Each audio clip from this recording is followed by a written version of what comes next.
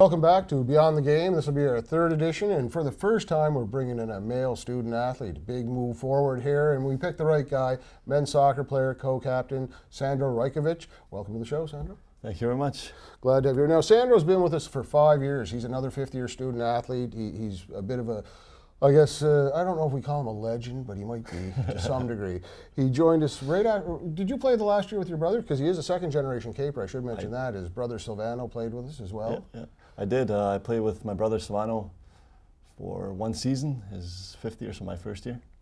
So that would have been, what, 11 maybe? 2011. Wow, yeah. Seems like a long time ago now. Time flies. That would have been the bronze medal year? The bronze medal year, yeah. Correct.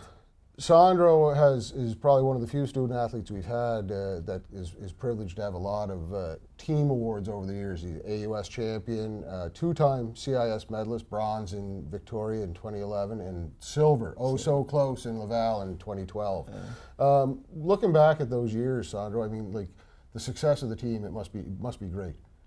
Well, yeah, obviously it's been a long career, right? I mean, time flies because it feels like the 4 years have gone by really quick, but I've gotten a bronze in my first year, silver my second year.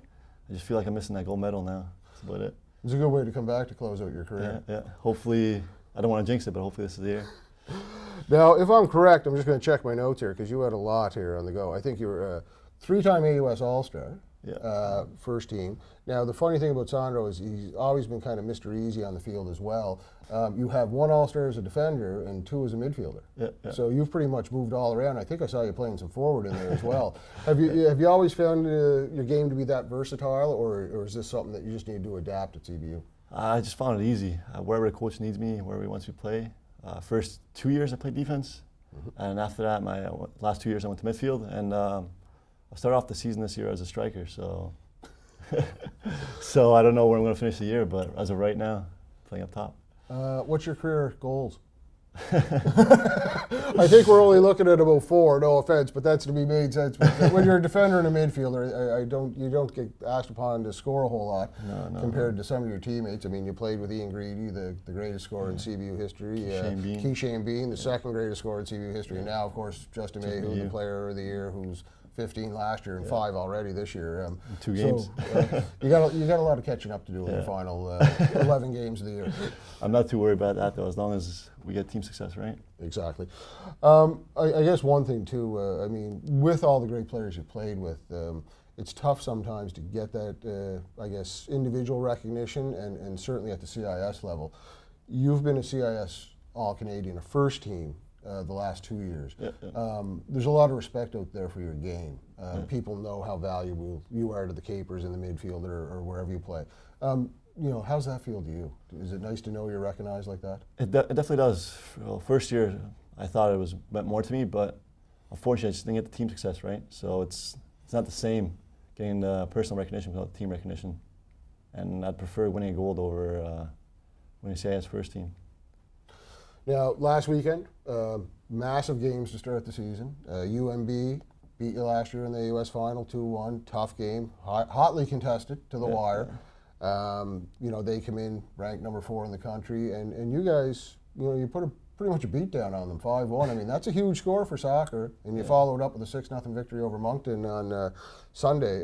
How's that boding? The team's looking great. Yeah, well, we don't want to get too ahead of ourselves, right? It's only first game of the season. My second year when we won silver, we started off the season poorly, really poorly. Yeah, you were pretty rotten there to start the season. We got going once we hit, 5th, 6th game of the season. Yep. We started getting on a roll, and we became a new team. It was a totally different team than what we were before. So you don't want to overlook teams. You don't want to see yourself as being better than anyone else, and just keep taking game by game.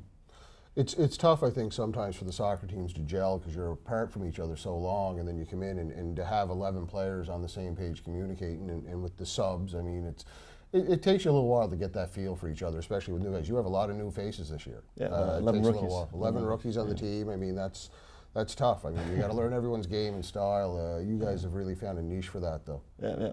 Well, preseason helped us. We played 2 games, and we've clicked in right away. So they've fit in pretty well in their system. They listen good attitude, good kids. So going forward, even for his program, it's looking good. Off the field, classroom, you've had a great career at CBU as well. Yeah. I mean, your marks have been excellent. I believe you were academic All-Canadian there. BBA? Yeah, major in accounting. Major in accounting. So, I mean, you've kind of looked ahead to the future and what you want to do and where you're going after the soccer, after the cleats hang up? Yeah, well, definitely. I feel like math, I like being around numbers, so it just made sense, right, accounting. And all my subjects that I excel at are math related, so statistics, calculus. So I was either finance or accounting, and I went with a major in accounting. What I'm learning in only the second week of this is that I have to get, I don't know, more average student athletes, because I'm getting like Carolyn and yourself and Chelsea. They're all academic All-Canadians, and they're all science and math and calculus, and that's not my forte, unfortunately. So you might overwhelm me a bit there, but I mean, it's great. And I mean, this is going to sound funny, but you're kind of like, I guess, the accountant. The stereotypical thing is the kind of laid-back, casual demeanor, and that's certainly the way you are on the field. Everyone says, "Look at Sandro, he's so cool out there." Have you always had that kind of demeanor about you, just more relaxed and let the game come to you and let life come to you?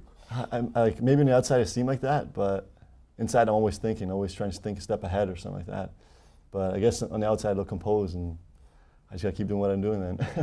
Oh, that's certainly how you look. Yeah. Sandro, I know off season you played in London this past year. Yeah. You've played in different spots around the world over the last number of years. How big is, I guess, soccer for you in terms of going forward? Is this something you think you can pursue a little while longer? Oh, definitely. I graduated and I finished my degree in December, so starting January, I don't plan to quite hang up my boots, see where it takes me, maybe even pursue coaching after that. I feel like definitely, even going forward, it's going to be a big part of my life. And passing on to younger generations. I've been fortunate enough to see the world through soccer, right? So I've met a lot of new people, and I've enjoyed it so far. Now, I would think you came here because of your brother. Yeah. Probably. No, Silvano. I mean, and Silvano, hey, he was one of those guys we trapped with the local girl, because we said that about Carolyn getting engaged last week. Silvano married a local girl, got married this summer in Cape Breton. North Sydney. North Sydney. Now, no party over there, I'm sure. I think now you've had the transition as well, and I guess the last soccer question I'll kind of touch on, in terms of the coaching. I mean, you had Robbie Chess on for your first few years. Robbie was a very successful coach, did a great job with our team and bringing them up. Now you have Dino Morley, a former player here, and you know, how do you find that? Was that a little bit of a change in how you played the game, or is it just pretty flow? Because Dino, of course, was Robbie's assistant as well. Yeah. Well, I don't know. I'm not too sure. Well, through Robbie did whatever he can to win, right?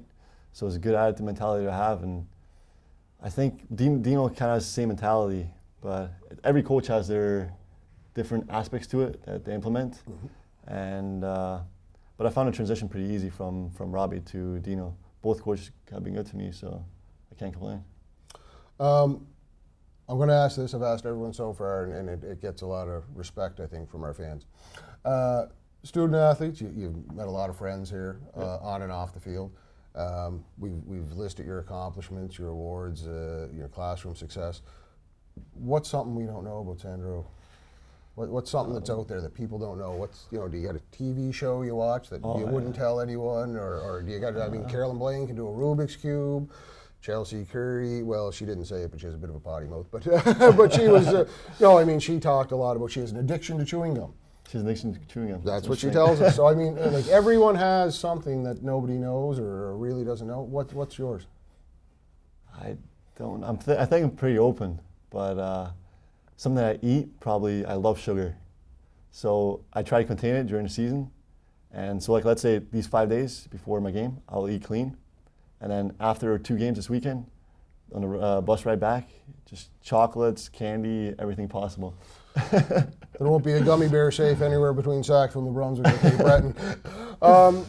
Looking ahead to the weekend, UPI, Mount Allison, 2 more big games. How do you feel heading on the road?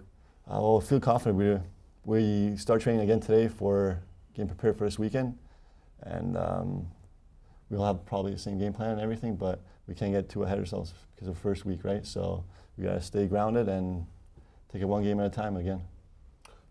Fifth-year student athlete, academic All-Canadian, CIS All-Canadian, just a great person. Glad to have you, Sandro. Rajkovic? Rajkovic. I've been pronouncing it wrong for 5 years, and that's kind of sad to admit, but he never ever told me. So thanks for joining us, and best of luck the rest of the season. Thank you very much. Thanks.